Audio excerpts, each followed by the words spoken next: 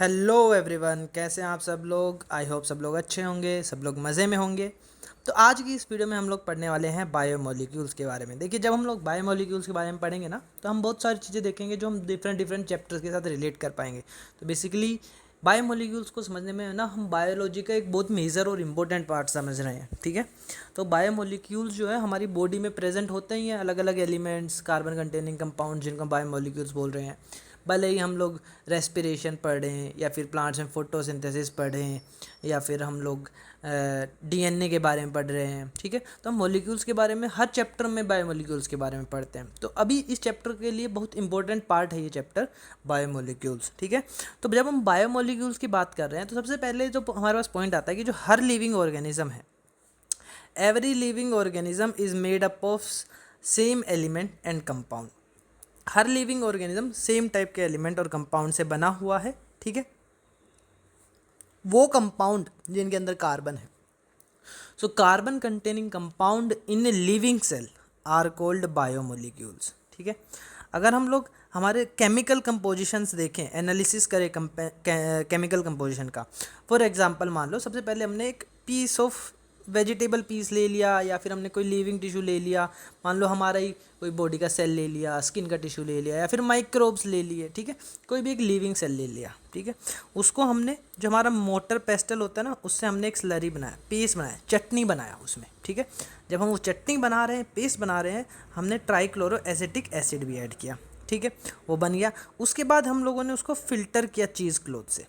अब जब चीज़ क्लोथ से हम लोग फ़िल्टर कर रहे हैं, मान लीजिए ये हमने इसके ऊपर लगाया चीज़ क्लोथ, जब हम चीज़ क्लोथ से फ़िल्टर कर रहे हैं, ठीक है, तो हमारे पास दो टाइप के हमें यहाँ पे फ़िल्ट्रेट देखने को मिल रहे हैं।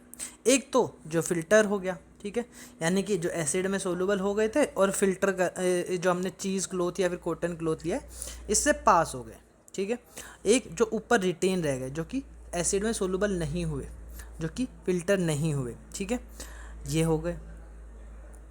तो अब इन दोनों की अगर हम लोग बात करें तो हमारे पास दो टाइप के फिल्ट्रेट देखने को मिले हमें। एक जो एसिड में सोलूबल था और वो चीज़ क्लोथ से पास हो गए। एक जो नॉन फिल्ट्रेट था, यानी कि जो रिटेन रह गया ऊपर ही, जो एसिड में इनसोलूबल था। तो जो एसिड में सोलूबल था उनको हम बोलते हैं माइक्रो मोलिक्यूल, छोटे छोटे मोलिक्यूल से एसिड में डिजोल्व होकर चीज़ क्लोथ को पास करके। जो नहीं किए, जो रिटेन रह गए ऊपर, उनको हम बोलते हैं मैक्रो मोलिक्यूल्स। ठीक है, अब माइक्रो और मैक्रो मोलिक्यूल्स की हम बात करें तो अगर हम लोग लिविंग सेल्स की बात करें तो हम लोग इनको बायो माइक्रो मोलिक्यूल्स और बायो मैक्रो मोलिक्यूल्स भी बोल सकते हैं। तो जो बायो माइक्रो मोलिक्यूल्स हैं, ये तो जो है एसिड सोलूबल है। मैक्रो मोलिक्यूल्स जो एसिड में इनसोलूबल है। ठीक है, अब जो माइक्रो मोलिक्यूल्स है, इनका साइज जो है स्मॉल है और मोलिकुलर मास भी है जो कम है। ठीक है, कितना होता है molecular mass? 18 to 800 Dalton's, basically less than 1000 Dalton's. वहीं पे जो मैक्रो मोलिक्यूल्स, उनका मोलिकुलर मास हाई है, 10,000 डाल्टन से ज़्यादा है। ठीक है, माइक्रो मोलिक्यूल्स में हमारे पास क्या क्या आते हैं? हमारे अमीनो एसिड्स हो गए, सिंपल शुगर्स हो गए जो मोनोसेक्राइड्स होते हैं, न्यूक्लियोटाइड्स हो गए, इनऑर्गेनिक कंपाउंड्स, आयंस हो गए। ठीक है, मैक्रो मोलिक्यूल्स में हमारे पास आते हैं हमारे पॉलीसेक्राइड्स हो गए, प्रोटीन्स हो गए, न्यूक्लिक एसिड हो गए, हमारे लिपिड्स हो गए। ठीक है, अब अगर हम लोग लिपिड की बात कर ही रहे हैं तो लिपिड जो है ना, वो स्ट्रिक्टली मैक्रो मोलिक्यूल नहीं है। क्यों नहीं है? क्योंकि इनका वेट जो है 800 डाल्टन से ज़्यादा नहीं होता है।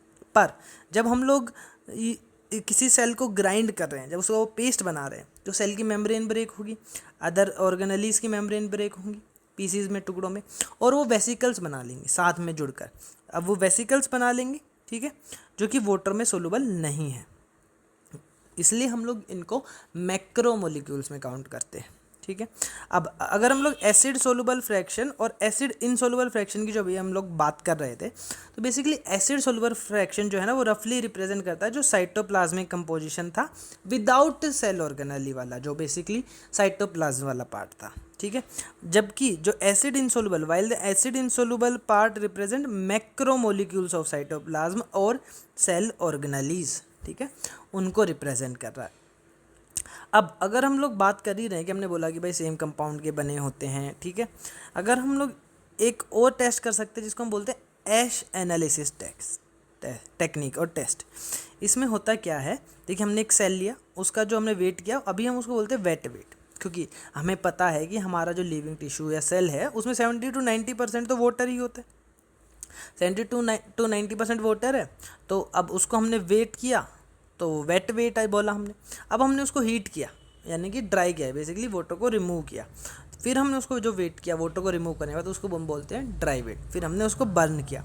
जब हम उसको बर्न करते हैं तो ऑर्गेनिक पार्ट जो होता है वो तो बर्न हो जाता है, वहाँ पर जो इनऑर्गेनिक पार्ट होता है ना, वो बन जाता है ऐश, ऐश की फॉर्म में वहाँ पे रह जाता है। तो हमें अगर इनऑर्गेनिक एलिमेंट्स को निकालना हो, ठीक है, उनका एनालिसिस करना हो, तो हम लोग इस ऐश एनालिसिस टेक्निक से इनऑर्गेनिक पार्ट को निकाल सकते हैं और फिर उस ऐश को हम लोग फर्दर यूज़ कर सकते हैं हमारे एनालिसिस के लिए। अब हमने सेल की बात कर ही रहे हैं कि हमने ऑर्गेनिक इनऑर्गेनिक पार्ट सब बोले हैं। तो देखिए जो एक एवरेज सेल का कंपोजिशन क्या होता है, उसमें वाटर जो है 70 to 90% प्रेजेंट होता है, यानी कि मोस्ट अबेंडेंट केमिकल जो लिविंग टिश्यू में ऑर्गेनिज्म में प्रेजेंट होता है वो होता है वाटर 70 to 90%। वहाँ पे प्रोटीन जो है 10 to 15% है, carbohydrates 3%, lipid 2%, nucleic acid 5 to 7% and ion जो है वो 1% है। ठीक है, जो इनऑर्गेनिक पार्ट हो गया। अब हमने बोला था शुरू में ही कि अगर हम एग्जाम्पल ले ले लिविंग और नॉन लिविंग को कंपेयर करें एलिमेंट्स का, कि भाई हर चीज़ जो है एलिमेंट्स की ही बनी हुई है, ठीक है। तो उसमें अगर हम लोग अर्थ का क्रस्ट ले लें, मान लो थोड़ा सा सोयल ले लेते हैं एज ए नॉन लिविंग, और लिविंग में हम लोग हमारा ह्यूमन बॉडी ले लेते हैं, फिर हम लोग इन एलिमेंट्स को कंपेयर करें तो प्रेजेंट तो सब में है, hydrogen, carbon, oxygen, nitrogen, sulphur, sodium, phosphorus, सब, ठीक है। जो डिफरेंस है वो डिफरेंस होता है इसके परसेंटेज कंपोजिशन का, ठीक है। जहाँ पर हाइड्रोजन नॉन लिविंग में अर्थ क्रस्ट में 0.14 है, वहाँ पर ह्यूमन बॉडी में 0.5 है। नाइट्रोजन जहाँ पर अर्थ क्रस्ट में बहुत कम है, ह्यूमन बॉडी में 3.3 तक परसेंटेज तक मिल जाता है। ऑक्सीजन जो है 46.6 है नॉन लिविंग में, ह्यूमन बॉडी में ऑक्सीजन जो 65.0% है। तो अगर हम लोग देखें इन सारे कंपाउंड्स को, एलिमेंट्स को अगर हम लोग कंपेयर करें, तो जो ऑक्सीजन है ना, oxygen element both living and non living में बाकी एलिमेंट्स के कंपैरिजन में सबसे ज़्यादा प्रेजेंट है ऑक्सीजन, ठीक है। और ह्यूमंस में भी अगर हम लोग बात कर रहे हैं या फिर लिविंग सेल में बात कर रहे हैं, सिर्फ एलिमेंट की बात कर रहे हैं, तो हमारे पास है ऑक्सीजन सबसे ज़्यादा। और अगर हम लोग मॉलिक्यूल की बात कर रहे हैं तो हमारे पास है, कंपाउंड की अगर हम बात कर रहे हैं तो वाटर है, ठीक है। अब सबसे पहले हमारे पास आ जाते हैं मेटाबोलाइट्स। देखिए सबसे पहले तो मेटाबॉलिज्म क्या होता है, मेटाबॉलिज्म बेसिकली होते हैं हमारी sum of catabolic and anabolic reaction. Catabolic reactions होती है ब्रेकडाउन वाली, एनाबॉलिक रिएक्शन होती है जिसमें हम कुछ बनाते हैं, फॉर्मेशन वाला। अब जो सब्सटेंस इन मेटाबॉलिक रिएक्शन में बनते हैं उनको हम लोग बोलते हैं मेटाबोलाइट्स, ठीक है। जैसे कि शुगर्स हो गए, अमीनो एसिड्स हो गए, एक्सेट्रा। अब मेटाबोलाइट्स में हमारे पास दो टाइप के हैं, primary metabolites and secondary metabolites. Primary metabolites वो मेटाबोलाइट्स है जो हमारी फिजियोलॉजिकल प्रोसेस को डायरेक्टली, जो लिविंग ऑर्गेनिज्म उसकी फिजियोलॉजिकल प्रोसेस को डायरेक्टली इन्फ्लुएंस करते हैं। वहीं पे सेकेंडरी मेटाबोलाइट जो है वो डायरेक्टली इन्फ्लुएंस नहीं करते, ठीक है। जैसे कि physiological process like photosynthesis, respiration, protein metabolism etcetera. Primary metabolites हमारे पास हो गए glucose, amino acid, chlorophyll etcetera. वहीं पे सेकेंडरी मेटाबोलाइट्स जो है कुछ प्लांट्स, फंजाई या माइक्रोब्स जो है उनमें हमें देखने को मिलते हैं। अब ये भले ही डायरेक्टली इन्फ्लुएंस नहीं कर रहे, बट ये हमारे ह्यूमन वेलफेयर के लिए बेनिफिशियल हो सकते हैं, हम लोग इनको यूज़ कर सकते हैं। फॉर एग्जांपल हमारे पास डिफरेंट पिगमेंट्स है, जैसे कैरोटीनॉइड्स हो गया, एंथोसाइनिन हो गया, हमारे पास एल्कलॉइड्स जैसे कि मॉर्फिन हो गया, कोडीन हो गया, जिनको हम एज ए ड्रग यूज़ करते हैं, ठीक है। कभी पेन हो रहा है तो डॉक्टर थोड़े बहुत मॉर्फिन एक लिमिटेड अमाउंट में, कंट्रोल्ड अमाउंट में मॉर्फिन देता है पेन को थोड़ा सा ईज़ करने के लिए, बट लोग इनका मिस यूज़ करते हैं। हमें मिस यूज़ नहीं करना है, वी आर टॉकिंग अबाउट इनका हमारे बेनिफिशियल के लिए, ठीक है। टर्पिनोइड्स हो गए, जैसे हमारे पास मोनोटर्पिन्स, डाइटर्पिन्स, हमारे पास एसेंशियल ऑयल्स हो गए सेकेंडरी मेटाबोलाइट्स में, जैसे कि लेमन ग्रास ऑयल, टॉक्सिन हो गए, एब्रिन, रिसिन, लेसिटिन्स हो गए, कॉनकैनेबिलिन ए, कुछ ड्रग्स हो गए जैसे विनब्लास्टिन एक एंटी कैंसरस ड्रग है, कुरकुमिन हो गया, या फिर पॉलीमेरिक सब्सटेंसेस हो गए जैसे कि रबर, गम, सेल्यूलोज, ठीक है। अब हम चलते हैं हमारे बायो मैक्रोमोलिक्यूल्स और बायो माइक्रोमोलिक्यूल्स पे। तो मैक्रोमोलिक्यूल्स में हम लोग पढ़ेंगे carbohydrate, protein, lipid and nucleic acid, ठीक है। अब कार्बोहाइड्रेट्स क्या है, कार्बोहाइड्रेट जो है मेन सोर्स ऑफ एनर्जी है। मेन सोर्स ऑफ एनर्जी का मतलब मान लीजिए हमारे सेल को रेस्पिरेशन करना है, ठीक है, सेलुलर रेस्पिरेशन करना है और उसको सबस्ट्रेट को ब्रेक करना है और एटीपी बनाना है। तो सबसे पहला चॉइस जो होगा एज ए रेस्पिरेटरी सबस्ट्रेट वो होगा हमारे पास कार्बोहाइड्रेट, ठीक है। Carbohydrate main source of energy है, फर्स्ट चॉइस जो होगी सेल की, ठीक है। इनको हम लोग हाइड्रेट्स ऑफ कार्बन भी क्यों बोलते हैं, हाइड्रेट्स ऑफ कार्बन क्यों बोलते हैं, जैसे फॉर एग्जांपल हम फॉर्मूला देखते हैं एक्स कोई भी एक नंबर हो गया और वाटर का कोई भी एक नंबर हो गया यहाँ पर, ठीक है। अब कार्बन का हाइड्रेशन कर रहे हैं, we are doing hydration of carbon, so they are called hydrates of carbon. Carbohydrates जो है हमारे पास दो टाइप के मिल सकते हैं, either they can be aldose और कीटो शुगर, ठीक है। एल्डो शुगर वो होते हैं जिनके अंदर हमें हाइड्रोक्सी एल्डिहाइड देखने को मिलेगा, जैसे कि हमारा एल्डिहाइड ग्रुप हो गया, CH हो गया, जिसमें कीटो शुगर होती है जिसमें पॉलीहाइड्रोक्सी कीटोन देखने को मिलता है, जिसमें हमारा कीटोन ग्रुप है, C डबल बॉन्ड O वाला। अब कार्बोहाइड्रेट्स को हम फर्दर क्लासीफाई कर सकते हैं on the basis of sugars, जो उसमें नंबर ऑफ सैक्राइड्स जो मिल रहे हैं, शुगर्स जो मिल रहे हैं, ठीक है। जब उनका ब्रेक डाउन करते हैं तब हमें जितने देखने को मिलते हैं। तो सबसे पहले हमारे पास कार्बोहाइड्रेट्स आते हैं मोनोसैक्राइड्स, जिनको हम बोलते हैं सिंपल शुगर्स, यानी कि सिर्फ एक ही शुगर सब यूनिट है। फॉर एग्जाम्पल ग्लूकोज हो गया, फ्रक्टोज हो गया, हमारा फोस्फोग्लिसरल्डिहाइड हो गया, 3 कार्बन कंपाउंड, ठीक है। तो इनमें जो शुगर एक ही है, पर वो शुगर 3 कार्बन से लेके 7 कार्बन तक का हो सकता है। इनका स्ट्रक्चर जो है रिंग फॉर्म में भी मिल सकते हैं हमें और स्ट्रेट चेन में भी मिल सकते हैं। अब हर monosaccharide, all monosaccharides are reducing sugar. Reducing sugar का मतलब क्या है, जब हम फेलिंग और बेनेडिक्ट टेस्ट करते हैं तो उसमें हम लोग रिड्यूस कराते हैं कॉपर आयंस को। तो जो शुगर्स इन कॉपर आयंस को रिड्यूस कर पाते हैं उनको हम बोलते हैं रिड्यूसिंग शुगर्स, ठीक है। अब जो हमने बोला 3 कार्बन से लेकर 7 कार्बन तक हो सकते हैं। सबसे पहले हमारे पास ट्रायोजेज जिनमें 3 कार्बन, जैसे हमारा हो गया फॉस्फोग्लिसरल्डिहाइड फॉस्फेट हो गया, ठीक है। हमारे टेट्रोजेज हो गए जिनमें 4 कार्बन, जैसे इरिथ्रोज हो गया, इरिथ्रुलोज हो गया। पेंटोज में हमारे पास 5 कार्बन वाले हो गए, जैसे जाइलोज, जाइलुलोज। राइबोज जो हमें RNA में देखने को मिलता है शुगर, डीऑक्सीराइबोज जो हमें DNA में देखने को मिलता है, अरेबिनोज, राइब्यूलोज, ठीक है। अब हमने बोला था ना रिंग स्ट्रक्चर या फिर स्ट्रेट चेन दोनों में मिल सकते हैं, जैसे कि हमने एज एन एग्जांपल राइबोज जो कि हमें RNA में मिलता है, हमने देखा उसका एक रिंग स्ट्रक्चर, ठीक है। डीऑक्सीराइबोज का रिंग स्ट्रक्चर हो गया। वहीं पर इनके लीनियर स्ट्रेट चेन स्ट्रक्चर्स भी मिल सकते हैं, राइबोज हो गया, डीऑक्सीराइबोज हो गया, ये हमने एग्जांपल लिए, ठीक है। ये स्ट्रेट चेन और रिंग फॉर्म दोनों में मिल सकते हैं, ठीक है। फ़र्क क्या है, ठीक है। इन रिंग्स जब हम फंक्शनल ग्रुप ऑफ कार्बन को चेक करते हैं, ठीक है, अगर OH ग्रुप जो है वो लोअर साइड पे हो तो हम इनको बोलते हैं अल्फ़ा फॉर्म। अगर OH ग्रुप जो है वो अपर साइड पे हो तो इनको हम लोग बोलते हैं बीटा फॉर्म, ठीक है। रिंग्स में OH ग्रुप अगर नीचे की साइड हो तो हम लोग इनको बोलते हैं अल्फ़ा ग्रुप्स, अल्फ़ा ग्रुप्स। अगर OH ग्रुप ऊपर की साइड हो तो बीटा ग्रुप्स, ठीक है, बीटा फॉर्म। अब 6 कार्बन वाले हो गए हमारे पास हेक्सोज, जैसे कि हमारा ग्लूकोज हो गया जिसको हम लोग ग्रेप शुगर या फिर ब्लड शुगर भी बोलते हैं। फ्रक्टोज हो गया जिसको हम लोग स्वीटेस्ट कार्बोहाइड्रेट या फिर फ्रूट शुगर भी बोलते हैं। गैलेक्टोज हो गया जिसको हम लोग ब्रेन शुगर भी बोलते हैं। अगेन ये भी आपको लीनियर चेन और रिंग फॉर्म दोनों में मिल सकते हैं, जो कि हमने एज इन ग्लूकोज के एग्जाम्पल से देखा, ठीक है।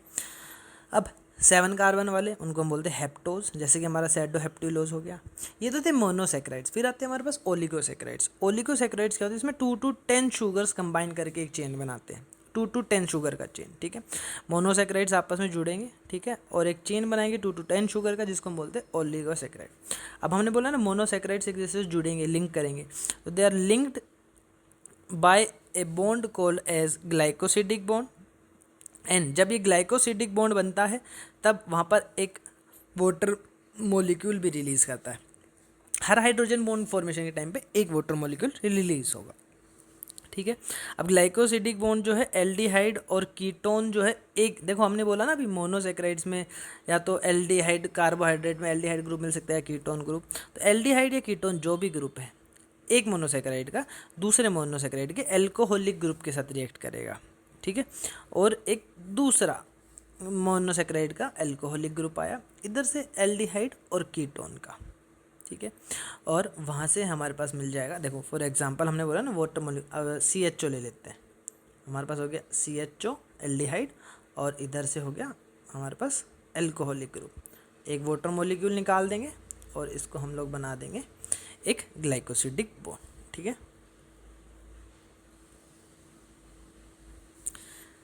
अब अगर हम लोग बात करें डाइसेक्राइड्स की, ये तो गए थे ओलिगोसेक्राइड्स में हमारे पास सबसे पहले टाइप के मिलते हैं मोनोसेक्राइड्स। मोनोसेक्राइड्स होते हैं जिनमें सिर्फ सेम कार्बन के जो है वो जुड़ते हुए चले जाएं, ठीक है।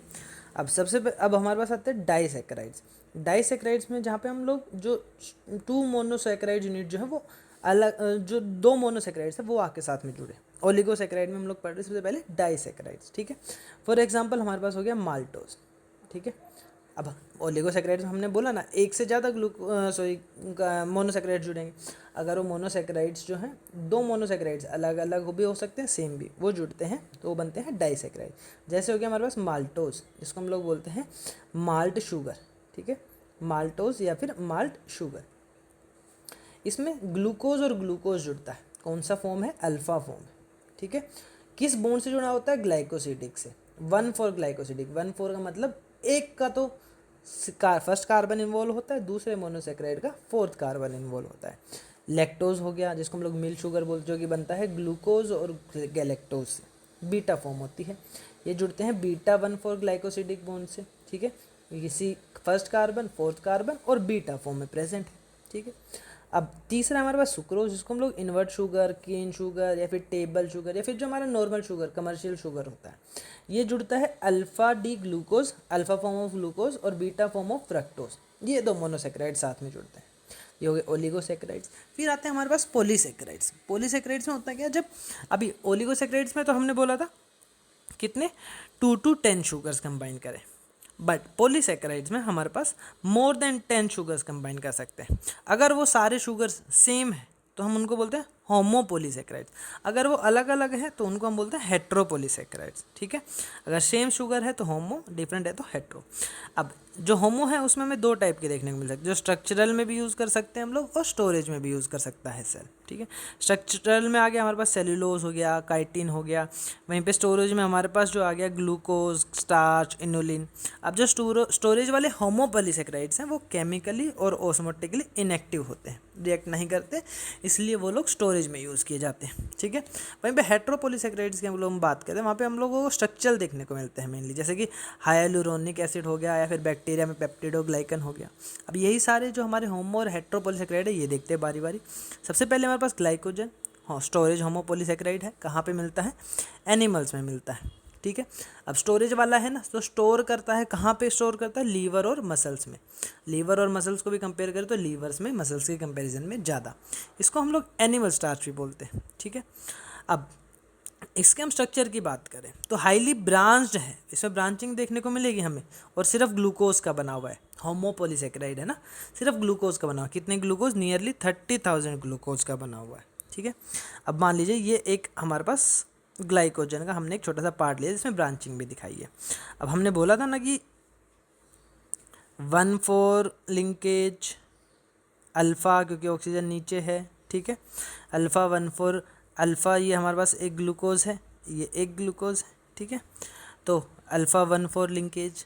बट अगर ब्रांचिंग में देखें बन तो ग्लाइकोसिडिक बॉन्ड ही रहा है, पर एक का फर्स्ट कार्बन इन्वॉल्व है, एक का सिक्स कार्बन इन्वॉल्व है, तो ब्रांचिंग पे हमें देखने को मिलता है अल्फ़ा 1,6 लिंकेज, ठीक है। इनका जो राइट एंड है वो रिड्यूसिंग होता है, यानी कि फेलिंग और बेनेडिक्ट टेस्ट जो हमने बताया था उसमें कॉपर को रिड्यूस कर देता है। वहीं पर लेफ्ट एंड जो होता है वो नॉन रिड्यूसिंग होता है, ठीक है। ये हो गया ग्लाइकोजन के बारे में। अब हम लोग चलते हैं इनुलिन के बारे में। ये भी स्टोरेज होमोपोलीसेक्राइड है, लीनियर है, ठीक है, ऐसे स्ट्रेट चेन है, ब्रांचिंग नहीं देखने को मिल रही है। किसका बना हुआ है, बीटा फ्रक्टोज का बना हुआ। कहाँ पे मिलता है, कुछ कुछ प्लांट जैसे कि दहलिया जो प्लांट है उसके रूट्स में देखने को मिलता है। फिर हमारे पास आता है स्टार्च, ये जो है मेन स्टोर्ड फूड है प्लांट्स में, और ग्लाइकोजन जो था वो था मेन स्टोर्ड फूड एनिमल्स में, इसलिए हमने इसको एनिमल स्टार्च बोला था, क्योंकि स्टार्च तो कहाँ पे हमें देखने को मिलता है, प्लांट्स में देखने को मिलता है। किस चीज़ से बना हुआ है ये, कौन से मोनोसेक्राइड से, ग्लूकोज से, अल्फा डी ग्लूकोज से, ठीक है। हेलिकल स्ट्रक्चर बनाता है, जैसे हेलिकल स्ट्रक्चर बनाता है, ठीक है, ऐसे हेलिक्स है। अब जो हेलिक्स हैं इनमें जो आयोडीन, ये जो हेलिक्स है ना आयोडीन को होल्ड कर सकते हैं, ठीक है। अब स्टार्च की भी हमें दो फॉर्म देखने को मिलती है, अमाइलोज जो कि 30% होता है, अमाइलोपेक्टिन जो कि 70% होता है। अमाइलोपेक्टिन जो होता है वो ब्रांच होता है, अमाइलोज जो है वो अनब्रांच होता है। अमाइलोज जो है वो आयोडीन के साथ ना ब्लू कलर देता है, वहीं पे अमाइलोपेक्टिन जो है आयोडीन के साथ रेड कलर देता है। तो ये तो हो गया स्टार्च के बारे में। अब हम लोग देखते हैं सेलुलोज के बारे में। सेलुलोज जो है वो होमोपोलीसेक्राइड है but structural, not storage. Linear form है किसका, बीटा डी ग्लूकोज का, ठीक है। नियरली 60,000 to 10,000 यूनिट्स जो है हमें वहाँ पे देखने को मिलती है ग्लूकोज की। कहाँ मिलता है हमें, मेन कंपोनेंट होता है प्लांट सेल वॉल का, प्लांट सेल वॉल में बोलते हैं ना सेलुलोजिक सेल वॉल। अब सबसे ज़्यादा पाए जाने वाला ऑर्गेनिक मॉलिक्यूल अर्थ पे अगर कोई पूछता है तो वो है सेलुलोज। जो हम लोग पेपर यूज़ करते हैं, जो हम लोग बोलते हैं प्लांट पल्प से बना हुआ है, बेसिकली वो सेलुलोज का बना हुआ है, सेलुलोज पेपर होता है, ठीक है। नेक्स्ट हमारे पास है काइटिन। काइटिन भी जो है वो होमोपॉलीसेकेराइड है बट स्ट्रक्चरल, ठीक है। कहाँ पे देखने को मिलता है, ये हमें देखने को मिलता है आर्थ्रोपोड के एक्सोस्केलेटन में, या फिर फंजाई में हमने पढ़ा था ना सेल वॉल में काइटिनस सेल वॉल, इसको हम लोग फंगल सेलुलोज भी बोलते हैं। किसका बना होता है, linear polymer of N acetyl D glucosamine, ठीक है। अब हमारा जो सेलुलोज था वो मोस्ट अबेंडेंट था फर्स्ट नंबर पे, काइटिन जो है वो सेकंड नंबर पे, second most abundant organic molecule on earth. फिर हमारे पास आ जाते हैं हम लोग हमारे हेट्रोपॉलीसेकेराइड पे, जिसमें हमारे पास है हाइलुरोनिक एसिड, जो कि स्ट्रक्चरल हेट्रोपॉलीसेकेराइड है। कहाँ पे मिलता है, कार्टिलेज के मैट्रिक्स में देखने को मिलता है, ठीक है। ये किस किस से बना, अब हेट्रोपॉलीसेकेराइड है तो एक से ज़्यादा टाइप के मोनोसेकेराइड्स होंगे, एन एसिटाइल डी ग्लूकोसामिन और ग्लूकुरोनिक एसिड। फिर आ जाता है पेप्टिडोग्लाइकन, ये भी एक स्ट्रक्चरल हेट्रोपॉलीसेकेराइड है। ये हमें कहाँ पढ़ने को मिला था, हमने बैक्टीरियल सेल वॉल में पढ़ा था। पेप्टिडोग्लाइकन मेड अप ऑफ नाग नाम एन एसिटाइल डी ग्लूकोसामिन और एन एसिटाइल म्यूरामिक एसिड। फिर हमारे पास आ जाते हैं कार्बोहाइड्रेट्स के बाद लिपिड्स। अब लिपिड्स जो है आपको वैक्सी ग्रीजी ऑयल सब्सटेंस जो होते हैं जनरली वाटर में इनसॉल्युबल होते हैं, उनको हम लोग लिपिड्स बोलते हैं। एक प्रॉपर्टी है लिपिड्स की, ठीक है। लिपिड्स जो है फैटी एसिड के एस्टर्स हैं। फैटी एसिड के एस्टर मतलब हम लोग देखेंगे लिपिड में ना हमारे पास फैटी एसिड साथ में ग्लिसरॉल देखने को मिलता है, ठीक है। फैटी एसिड साथ में एक एल्कोहल ग्रुप जो मेजरली ग्लिसरॉल होता है, ठीक है। उन दोनों के बीच में बनता है एस्टर बॉन्ड, इसलिए हम लोग इनको बोलते हैं एस्टर्स ऑफ फैटी एसिड।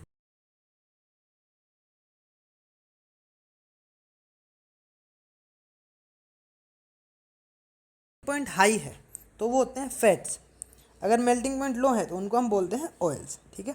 अब कुछ लिपिड्स में ना हमारे पास फॉस्फोरस भी मिल सकता है हमें, ठीक है, लिपिड्स में, उसको हम बोलते हैं, अभी हम लोग पढ़ेंगे इसमें कॉन्जुगेट लिपिड में, ठीक है। एग्जांपल हो गया हमारे पास लेसिथिन जो हमारा फोस्फोलिपिड है, जो प्लाज्मा मेम्ब्रेन में हमें देखने को मिलता है।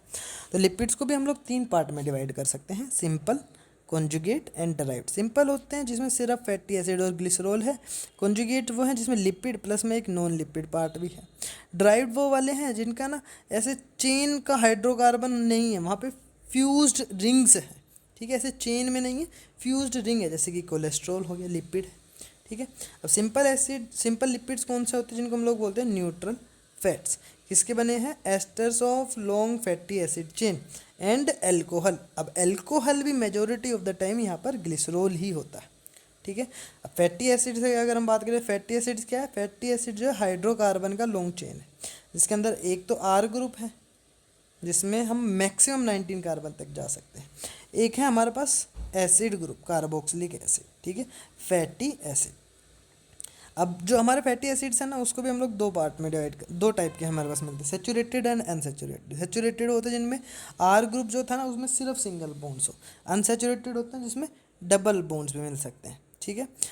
सेचुरेटेड को हम बोलते हैं non essential fatty acid. Non essential मतलब we don't need to take them from our diet, हमारी बॉडी बनाती है।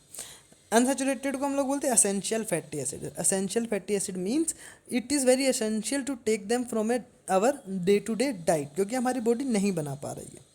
अब जो सेचुरेटेड फैटी एसिड्स हैं वो सॉलिड होते हैं रूम टेम्परेचर पे, वहीं पे अनसेचुरेटेड फैटी एसिड जो हैं वो लिक्विड फॉर्म में होते हैं।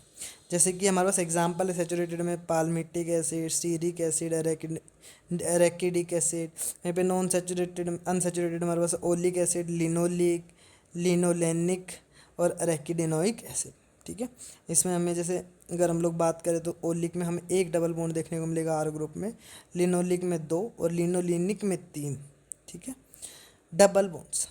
अब ट्रू फैट्स हम लोग किनको बोलते हैं, इसमें हमारे पास ग्लिसरॉल है और फैटी एसिड्स है, जैसे कि मोनोग्लिसराइड्स हो गए, ठीक है, इसमें एक ग्लिसराइड मोनोग्लिसराइड, एक ग्लिसरॉल और एक फैटी एसिड, ठीक है।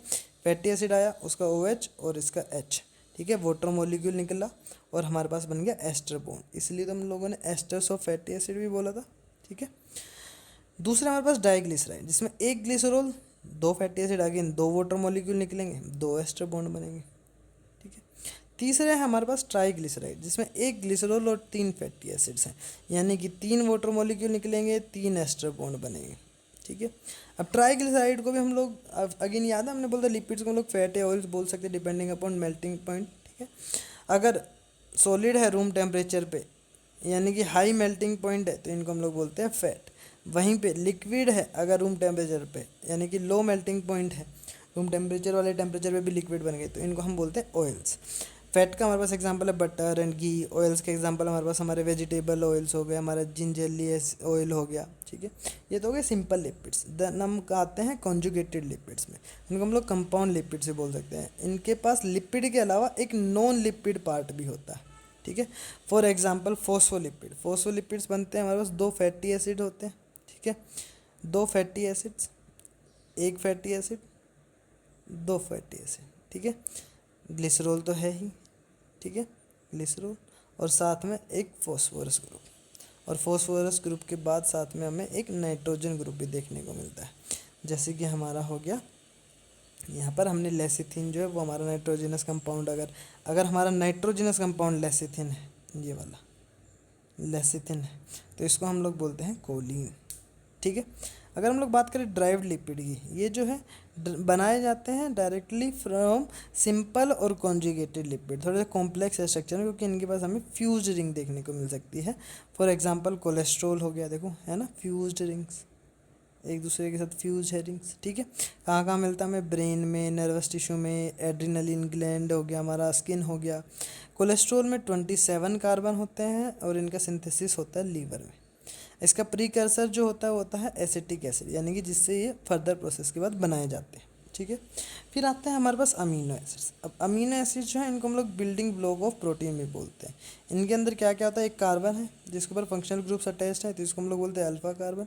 इसके ऊपर एक तो है कार्बोक्सिल ग्रुप, एक है हाइड्रोजन ग्रुप, एक है अमाइन ग्रुप और एक है वेरिएबल ग्रुप साइड चेन, ठीक है। ये हो गया एक amino acid, single amino acid, ठीक है। अब फिजिकल एंड केमिकल प्रॉपर्टीज़ हम लोग किसी अमीनो एसिड की बात करें तो ये डिटरमाइन किया जाता है कि उसके पास NH2 कितना है, या फिर R में क्या है, या फिर उसका COH ग्रुप कैसा है, ठीक है। अब हमें कभी कभार हमें देखने को मिलता है अमीनो एसिड, कभी कभार क्या हर